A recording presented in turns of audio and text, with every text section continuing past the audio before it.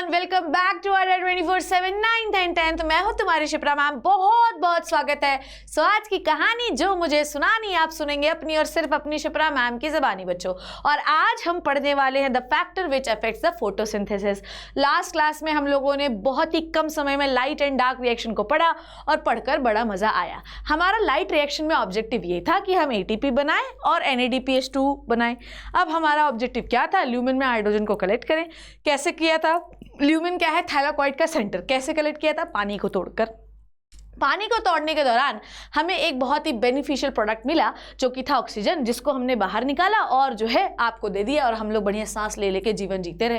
Hydrogen को collect किया, वहाँ पर थैलाकॉइड मेम्ब्रेन में से बाहर निकलता हुआ एक चैनल है, एक गेट है, वहाँ से आपने हाइड्रोजन को बहुत तेजी से स्पीड से निकाला और थैलाकॉइड मेम्ब्रेन के बाहर ATP बन के स्ट्रोमा में जाते रहे।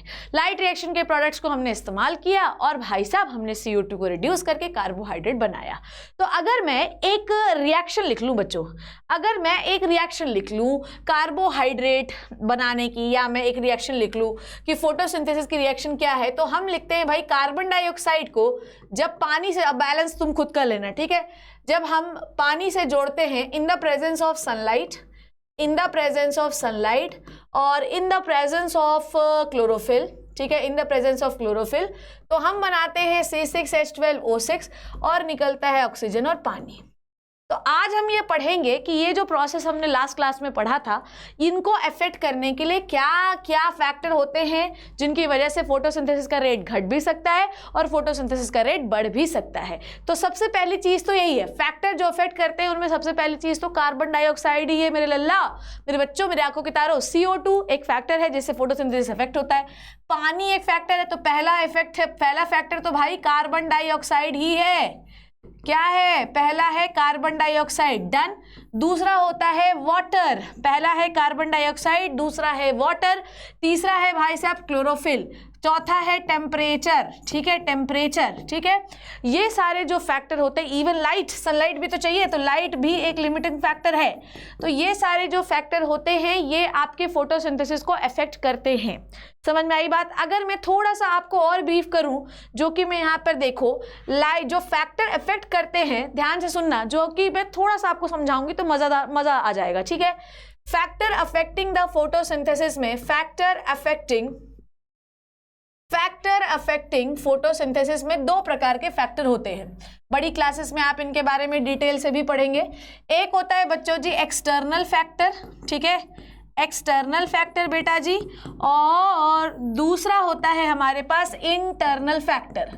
तो एक होता है हमारे पास एक्सटर्नल फैक्टर और दूसरा होता है हमारे पास इंटरनल फैक्टर। बेटा लल्ला मेरे आंखों के तारों, चांद सितारों, गुले गुलजारों, एक्सटर्नल फैक्टर के अंदर आता है लाइट, एक्सटर्नल फैक्टर के अंदर आता है टेम्परेचर, एक्सटर्नल फैक्टर के अंदर आता है आपका वाटर, ये तीन आते हैं, और इवन कार्बन डाइऑक्साइड। ये होते हैं एक्सटर्नल फैक्टर जो बाहर से प्लांट को दिए जाते हैं ताकि फोटोसिंथेसिस हो सके। इन पर ऊपर नीचे होगा तो फोटोसिंथेसिस इफेक्ट होगा। अब मैडम जी इंटरनल फैक्टर क्या है? बेटा इंटरनल फैक्टर क्या है? मतलब ओरिएंटेशन ऑफ लीफ क्या है? Orientation of leaf, orientation of leaf समझते हो क्या होता है? ओरिएंटेशन ऑफ लीफ का मतलब ये है कि अगर लीफ ऐसी रखी है तो लाइट जो है ऐसा गिरेगी तो फोटोसिंथेसिस अच्छा परफॉर्म नहीं होगा। अगर आप चाहते हैं कि बढ़िया फोटोसिंथेसिस परफॉर्म हो तो ऐसी लाइट होनी चाहिए, लाइट इस पर गिरे, सरफेस एक्सपोज होना चाहिए ताकि मैक्सिमम लाइट उस पर गिर सके और फोटोसिंथेसिस बढ़िया हो सके। उसके बाद द अमाउंट ऑफ क्लोरोफिल भी मैटर करता है। कितना अमाउंट ऑफ क्लोरोफिल है? ज़्यादा क्लोरोफिल होगा तो फोटोसिंथेसिस भी अच्छा होगा। उसके बाद क्या मैटर करता है भाई साहब? मैटर ये करता है कि लीफ क्या है।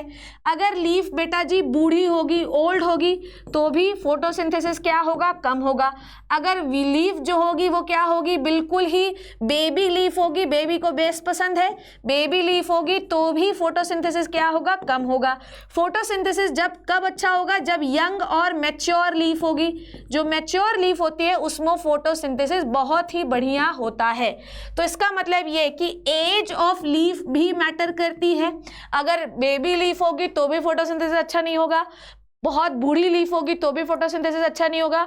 फोटोसिंथेसिस होने के लिए आपकी लीफ फुल्ली क्या होनी चाहिए, बढ़िया तरीके से मैच्योर होनी चाहिए, तभी आपका फोटोसिंथेसिस शानदार, जबरदस्त और जिंदाबाद होगा मेरे बच्चों। क्लियर है? So we have two kinds of factor, one is external factor, और क्लास 10th में इसी के बारे में बताया गया है। इंटरनल फैक्टर के बारे में नहीं बताया गया, पर मैं आपको बता रही हूँ, कहीं लिखा होगा तो।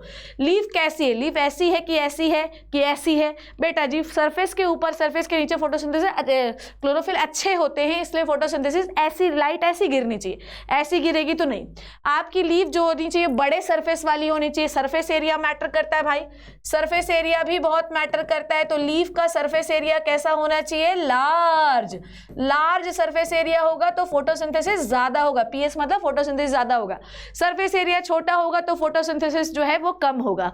दूसरी बात ये है कि कहां पर प्रेजेंट है, ये भी बहुत जरूरी है। जैसे मान लो कि अगर हमारे पास ऐसा कोई प्लांट है, ऐसा कोई प्लांट है, या मैं ऐसा मानती हूं, मान लो कि हमारे पास ऐसा कोई प्लांट है, तो यहां पर अगर आप देखो ऐसा कोई प्लांट है तो यहां पे सनलाइट ज्यादा पड़ रही है, तो यहां के एरिया पे फोटोसिंथेसिस क्या होगा? ज्यादा होगा, ज्यादा होगा, और यहां पर फोटोसिंथेसिस कम होगा। तो इसका मतलब ये कि एरिया ऑफ लीफ भी ये बताता है कि फोटोसिंथेसिस ज्यादा होगा या कम होगा। तो क्लोरोफिल का अमाउंट ज्यादा तो फोटोसिंथेसिस ज्यादा। अगर लीफ ऐसी सरफेस की एक्सपोज ज्यादा होगी तो फोटोसिंथेसिस ज्यादा। लीफ अगर कैनोपी में ऊपर की होगी, प्लांट पे canopy, this is the canopy, ठीक है, तो अगर ऊपर की ओर होगी तो फोटोसिंथेसिस ज्यादा, नीचे होगी तो फोटोसिंथेसिस कम। उसके बाद लीफ बहुत ज्यादा होंगी, नंबर ऑफ लीफ ज्यादा होंगी तो फोटोसिंथेसिस ज्यादा, नंबर ऑफ लीफ कम होगी तो फोटोसिंथेसिस कम। उसके बाद ये है कि भाई साहब क्लोरोफिल ज्यादा तो फोटोसिंथेसिस ज्यादा। लीफ की एज भी बहुत मैटर करती है, बूढ़ी लीफ लेस फोटोसिंथेसिस, बहुत बेबी लीफ लेस फोटोसिंथेसिस, और यंग लीफ होगी तभी बढ़िया तरीके से फोटोसिंथेसिस कर सकता है। अब फोटोसिंथेसिस सबसे अच्छा होता कहां पे? मीजोफिल सेल्स पे, पढ़ाया है मैंने आपको। मीजोफिल सेल्स का नंबर होगा अगर ज्यादा तो फोटोसिंथेसिस भी होगा ज्यादा। क्लियर है? क्योंकि मीजोफिल सेल्स ज्यादा होंगी लीफ में तो क्लोरोफिल भी ज्यादा होगा, क्लोरोफिल ज्यादा होगा तो फोटोसिंथेसिस भी ज्यादा होगा। So these are the internal factor जो फोटोसिंथेसिस को बढ़ाते और घटाते हैं। Now will talk about the external factor. चलिए शुरू करते हैं। तो पहला light, temperature, carbon dioxide and water. पहला फैक्टर है लाइट। तो लाइट क्या है ये समझते हैं। क्या आपको पता है कि पौधे के ऊपर जितनी लाइट गिर रही होती है, मतलब गिरती, देखो लाइट कभी भी लिमिटिंग फैक्टर हो ही नहीं सकता, क्योंकि हर पौधे को भर भर के लाइट मिलती है बच्चों, भर भर के लाइट। मतलब लाइट कैसे एक लिमिटिंग फैक्टर हो सकता है बच्चों? बस हाँ ये है कि अगर किसी प्लांट को अगर आप देखते हैं, जैसे मान लो ये ऐसा वाला प्लांट है, ठीक है, मान लो ये ऐसा वाला प्लांट है, ठीक है, तो ऑब्वियसली ये वाले रीजन को हमेशा जो है ज्यादा प्लांट मिलेगा। अच्छा, एक्चुअली ये जो कॉनिफरस ट्रीज होते हैं ना, इनका शेप ही ऐसा होता है ताकि मैक्सिमम सनलाइट, एक तो ठंड बहुत है इसलिए मैक्सिमम सनलाइट मिले, इसलिए इनका शेप ऐसा होता है, ठीक है, ताकि इधर को भी मिले और इधर को मिले। फिर भी यहाँ नहीं मिल पाता, यहाँ नहीं मिल पाता लाइट उतना ज्यादा। अगर मैं बात करूँ आम के पेड़ की, तो आम के पेड़ की कैनोपी कैसे होती है? ये कैनोपी है ना, तो यहाँ पर हमेशा लाइट ज्यादा मिलेगी, यहाँ पर, यहाँ पर, यहाँ पर ज्यादा लाइट मिलेगी। पर ये बात कहना गलत है कि किसी को लाइट नहीं मिलेगी और फोटोसिंथेसिस नहीं कर पाए, इससे कोई फर्क नहीं पड़ता है बच्चों। Why we are using the light, we always using the light for the photosynthesis. तो अगर मान लो यहाँ पर फोटोसिंथेसिस परफॉर्म हो रहा है और यहाँ पर C6H12O6 बन रहा है, तो कोई टेंशन नहीं है बच्चों। यहाँ से C6H12 यहाँ पहुँचाया जा सकता है, यहाँ से यहाँ पहुँचाया जा सकता है, कोई समस्या नहीं है। बस ये याद रखना कि लाइट जो है वो हमेशा अच्छी तरीके से पौधों को मिलनी चाहिए, तभी जो है पौधे लंबे लंबे होंगे। मान लो कि जो आपके पता होना चाहिए, आप लोगों ने सोशल साइंस पढ़ा होगा, इक्वेटर के पास जो प्लांट होते हैं, ठीक है, एवरग्रीन फॉरेस्ट जो होते हैं बहुत बड़े बड़े होते हैं, उनके नीचे ये छोटू छोटू से प्लांट उगे रहते हैं। क्या आपने सोचा कि इनका हाइट बड़ा क्यों नहीं हो पाता? क्योंकि लार्जर कैनोपी की वजह से, देखो मान लो ये इनकी लार्जर कैनोपी है, की वजह से इन पर सनलाइट नहीं पहुंच पाती उतनी ज्यादा, इसलिए इनकी हाइट ज्यादा, क्योंकि ज्यादा फोटोसिंथेसिस नहीं परफॉर्म करते तो ज्यादा ग्रोथ भी नहीं होती। तो इसका मतलब क्या है कि जिस पौधे को जितनी परफेक्ट लाइट मिलेगी वो उतना ज्यादा फोटोसिंथेसिस करेगा। अब अगर पौधे की कैनोपी बहुत बड़ी है तो उसके नीचे ग्रो होने वाले पौधे हमेशा छोटे होंगे, क्योंकि सनलाइट अच्छे से नहीं मिल रही है। बट लाइट जो है वो कभी भी कम ज्यादा, लाइट तो सबको मिलती है भाई, दिन गर्मी में ज्यादा इंटेंसिटी की होती, सर्दी में कम होती, पर सन तो हर दिन ही आता है, सन तो हर समय अपनी लाइट देता है। पर इतनी लाइट देने के बावजूद जो है पौधा सिर्फ कितना परसेंट यूज करता है बच्चों? सिर्फ 1 से 2%। इतनी लाइट गिरती है, इतनी लाइट गिरती है, इतनी लाइट गिरती है, पर पौधा सिर्फ कितना परसेंट यूज करता है? 1 से 2% ऑफ सोलर एनर्जी का इस्तेमाल करता है। अब सोलर एनर्जी जो है भले ही हम 1 से 2% पौधा इस्तेमाल कर रहा है, बट ये एक बहुत डिसाइडिंग फैक्टर इसलिए है कि अगर किसी को लाइट नहीं मिली तो उसकी पत्तियां पीली होने लगेंगी, पौधा मर जाएगा क्योंकि फोटोसिंथेसिस नहीं हुआ, क्योंकि खाना नहीं बना। आपके अंदर इंडोर रहने वाले प्लांट, जैसा कि मैंने बोला कि उन्हें भी कभी कभी दिन में बाहर रखना पड़ता है। कोई भी कंप्लीटली इंडोर प्लांट नहीं होता। हम कहते हैं कि इंडोर प्लांट है, पर उसे भी 1 आध घंटे की धूप हफ्ते में दिखानी ही पड़ती है। सो हर पौधा अगर वो जीवन में आया है तो उसे सनलाइट चाहिए ही चाहिए बच्चों, बिना सनलाइट के काम नहीं बन सकता। समझ में आ गई बात? डन है। So ultimate source of light for photosynthesis is the green plant is solar radiation. Out of total solar energy the plant always use to perform photosynthesis in the small portion of light, and the small portion is 1 to 2% of total light. The rate of photosynthesis, अगर मान लीजिए, ध्यान से सुनिए, अगर rate of photosynthesis कब लो होगा? when the light intensity is low। आपका एक सेकेंड, अरे यार, when the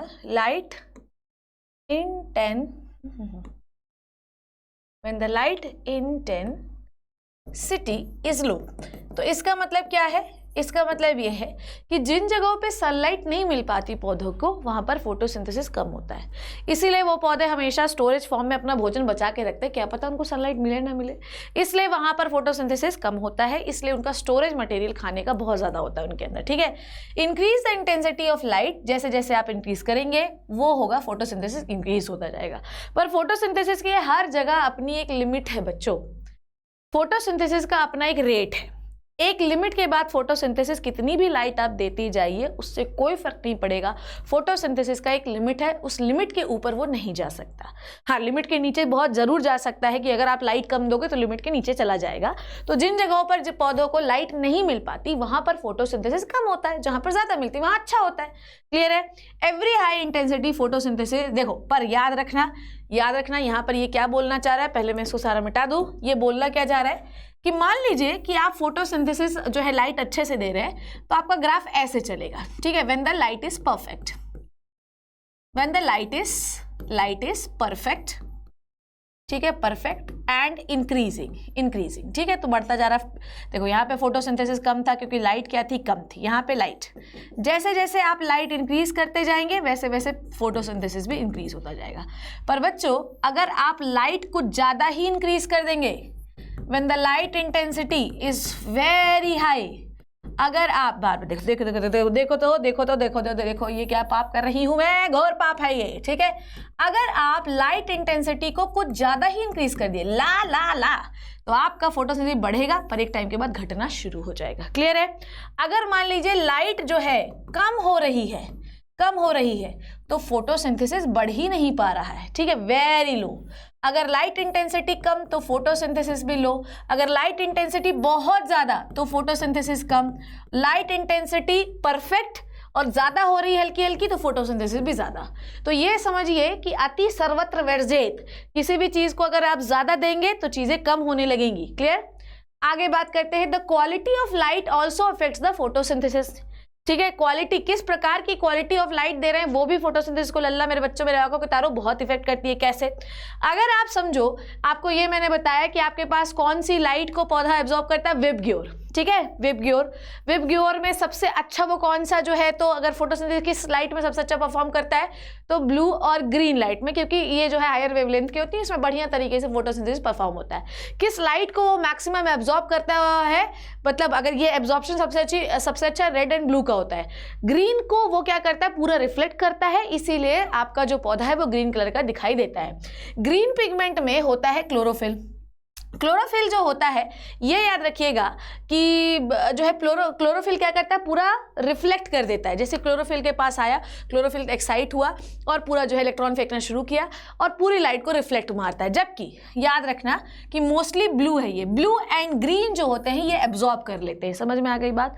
क्या बोला मैंने? पौधे हरे कलर के क्यों दिखाई देते हैं? क्योंकि जो ग्रीन पिगमेंट होता है वो लाइट को एब्जॉर्ब करके रिफ्लेक्ट कर देता है, और ब्लू और जो रेड होते हैं ये लाइट को एब्जॉर्ब करते हैं। करते हैं। तो अगर आपसे पूछा जाए कि सबसे अच्छा फोटोसिंथेसिस किस में होता है तो आप बोलेंगे ब्लू और ग्रीन लाइट में मैक्सिमम।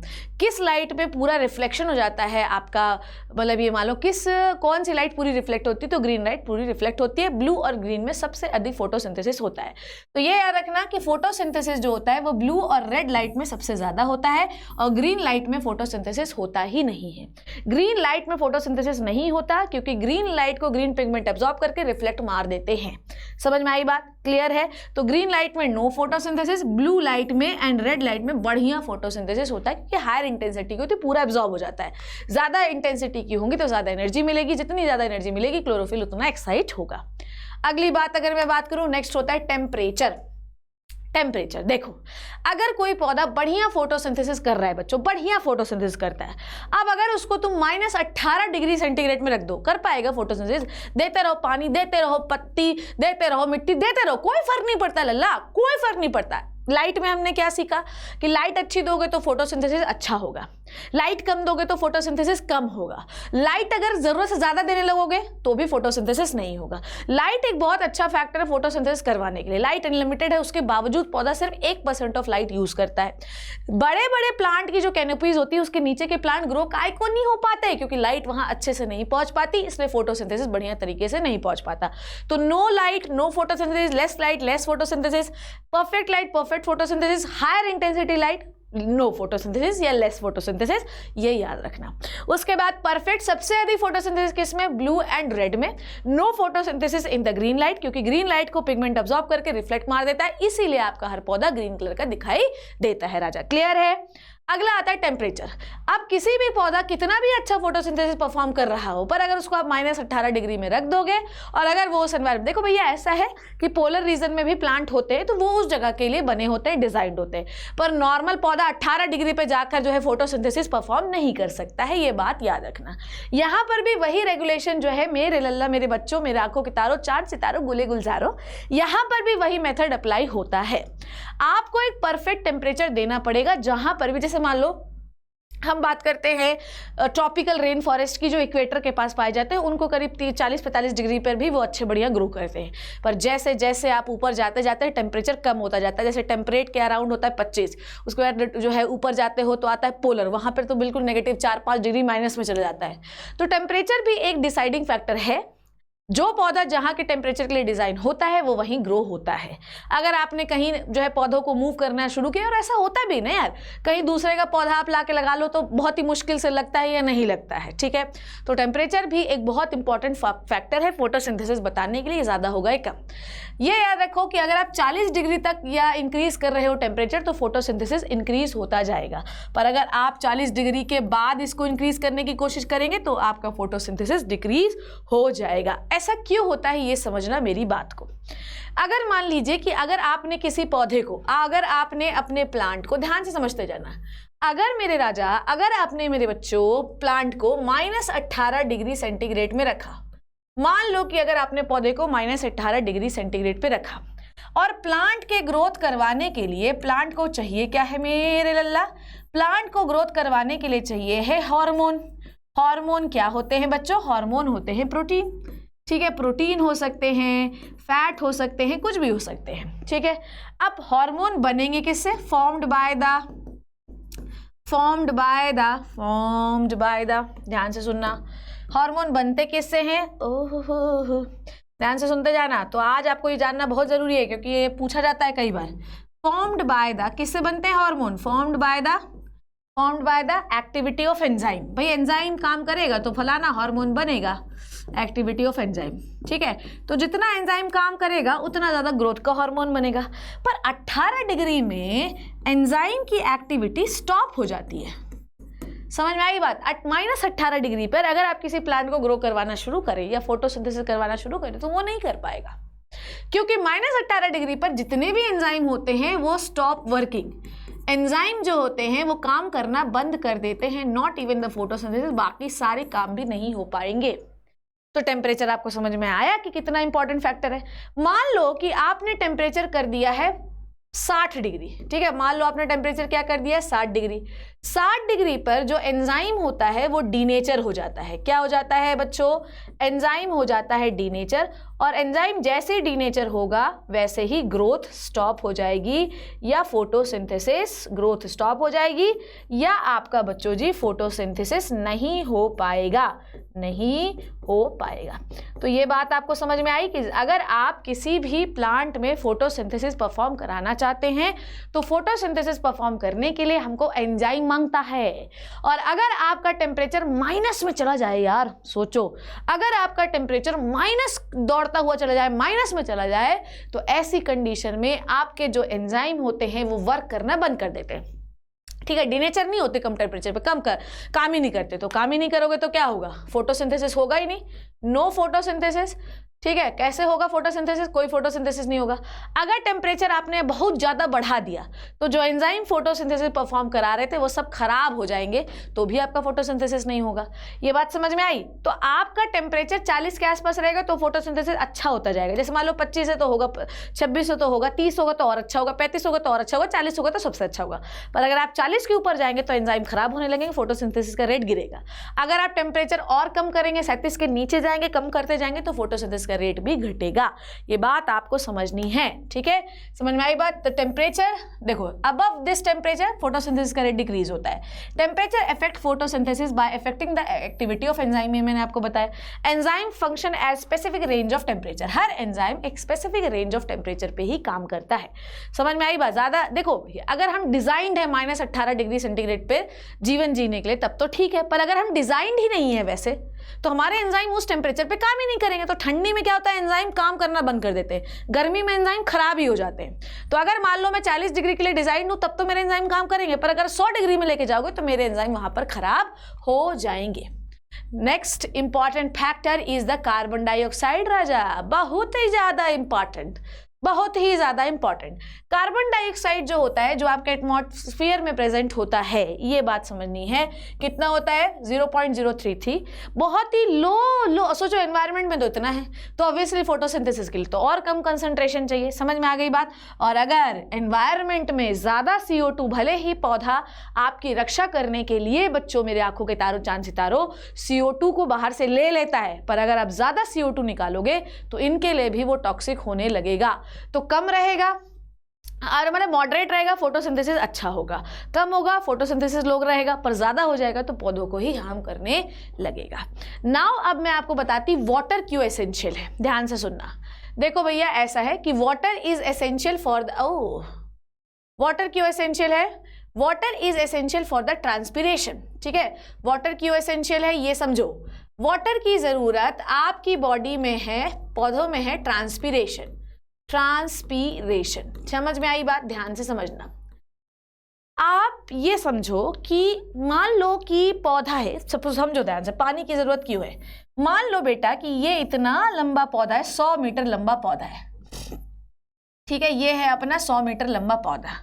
अब यहाँ पर आपकी रूट में, ठीक है, दिस इज योर रूट, ठीक है, प्लांट की रूट। अब इस रूट के चारों तरफ क्या फैला हुआ है बच्चों? पानी फैला हुआ है। बेटा रूट ने खींचकर इस लीफ को पानी दिया, इस लीफ को पानी दिया, पर अगर मुझे 100 मीटर प्लांट की ऊपर वाली लीफ को पानी पहुंचाना है तो मैं कैसे पहुंचाऊंगी? तो यहाँ पर हम लोग ट्रांसपोर्टेशन में पढ़ेंगे, एक मैकेनिज्म है, this is called as transpiration pull. Transpiration pull method से जो है पानी का एक कॉलम जनरेट हो जाता है और पानी ऊपर चढ़ता हुआ इस तरीके से चला जाता है। तो अगर आपका पानी नहीं होगा तो ऊपर कॉलम जनरेट नहीं होगा और पौधों को पानी नहीं निकलेगा। ऊपर से अगर एक्स्ट्रा वाटर है तो एजेस से पानी लॉस होने लगता है and this process is called as transpiration. समझ में आ गई बात? वाटर क्यों जरूरी है? वाटर इसलिए जरूरी है कि लंबे लंबे पौधों के टिप पर जो लीफ पाई जा रही है उनको पानी नहीं मिल पाएगा अगर जड़ पानी नहीं खींचेगी तो। अब पानी नहीं मिल पाएगा, पानी नहीं खींचेगी, इसका मतलब क्या है? जब जड़ बहुत सारा पानी खींचती जाती है तो एक कॉलम जनरेट हो जाता है और पौधों को, इसको कहते हैं, ये कौन जनरेट करता है? ये जनरेट करती लीफ। लीफ बोलती है इधर आ, मेरे पास आ, इधर आ। लीफ जो है वो पानी को ऊपर की ओर खींचती है। इस खींचने के मैकेनिज्म को हम ट्रांसपीरेशन पुल कहते हैं। घबराने की जरूरत, हुई हाय तौबा करने की जरूरत नहीं, छाती पीटने की जरूरत नहीं है। अभी हम ये मेथड कहाँ पढ़ेंगे, हम पढ़ेंगे ट्रांसपोर्टेशन में इन द प्लांट, ठीक है। उसके बाद आपका पौधा जो है टिप पर पानी पहुंचा देता है, पर अगर आपकी रूट में, अगर आपकी सॉइल में बहुत ज़्यादा पानी होगा बच्चों, तो आपका फोटोसिंथेसिस का रेट घट जाता है। अगर आपके पानी जो है रूट में कम होगा तो भी फोटोसिंथेसिस का रेट घट जाता है, दोनों मैकेनिज्म हो सकते हैं। तो पानी जो है ये फोटोसिंथेसिस के लिए बहुत एसेंशियल मटेरियल है। CO2 से H2O जोड़ते हैं, अगर पानी ही नहीं होता तो ऑक्सीजन होता क्या, ठीक है। It rarely act as a limiting factor because less than 1% of water absorbed by the plant in used in the photosynthesis। ये कभी लिमिटिंग फैक्टर नहीं होता, ठीक है, मतलब ऐसा नहीं होगा। लिमिटिंग फैक्टर का मतलब ये होता है कि ये लिमिटेड है, लिमिटेड नहीं है ये, ठीक है। तो 1% तो चाहिए होता है। Under water deficient condition the stomatal aperture remain close and reduce the loss of water by the transpiration. अब मेरी बात ये समझो, मान लो कि सॉइल में ही पानी कम है। अब सॉइल में पानी कम है तो पौधा तो बोलेगा भाई हमारे पास ही पानी कम है, हम कैसे बाहर निकालें। अब अगर पानी बाहर निकालना है तो कैसे निकालेगा, स्टोमेटा ओपन होंगे और पानी बाहर जाएगा। This process is called as transpiration. पर अगर आपके सॉइल में ही पानी कम है राजा बेटा, तो क्या होगा, स्टोमेटा खुलेगा ही नहीं। बेटा स्टोमेटा खुलेगा ही नहीं तो जो पौधा ऑक्सीजन बना रहा है वो बाहर कैसे जाएगी, और अगर ऑक्सीजन बाहर नहीं गई तो कार्बन डाइऑक्साइड अंदर कैसे जाएगी। तो अल्टीमेटली फोटोसिंथेसिस तो स्टॉप हो ही गया। तो पानी बहुत ज्यादा हो जाता है तो भी स्टोमेटा नहीं खुलते, पानी कम होता है तो भी स्टोमेटा नहीं खुलते। ये बड़ी समस्या वाला काम है, ठीक है। The entry of CO2 also stopped in the leaves. ये बात क्लियर हुई। So how many limiting factor या फैक्टर अफेक्ट द फोटोसिंथेसिस। हमने पढ़ा कि भाई एक होता है एक्सटर्नल फैक्टर, एक होता है इंटरनल फैक्टर। इंटरनल फैक्टर में हमने ये पढ़ा कि लीफ कितने हैं, लीफ का साइज क्या है, लीफ का ओरिएंटेशन क्या है, लीफ की पोजीशन क्या है, लीफ में कितने मेसोफिल सेल हैं, कितने क्लोरोफिल हैं, इनके आधार पर फोटोसिंथेसिस का रेट बढ़ता और घटता है। एक्सटर्नल फैक्टर में हमने पढ़ा light, temperature, carbon dioxide and water. तो ये सारे फैक्टर जो होते हैं ये आपके फोटोसिंथेसिस को बढ़ाते हैं, घटाते हैं। आई होप जो मैंने आज आपको पढ़ाया वो अच्छी तरीके से आपको समझ में आया। नेक्स्ट क्लास में मैम आपके लिए शुरू करने वाली है क्या क्या क्या। नेक्स्ट क्लास में मैम आपको पढ़ाएगी अमीबा का न्यूट्रिशन और ह्यूमन बीइंग का nutrition. We have completed the nutrition of the plants. I hope you learn and enjoy the session बच्चों। इस तरीके से मेरे प्यारे प्यारे कुंचू कुंचू से लेक्चर आपको मिलते रहेंगे, इंतजार करना, टाइम पर सारी चीजें कंप्लीट होंगी। Thank you so much and Tata.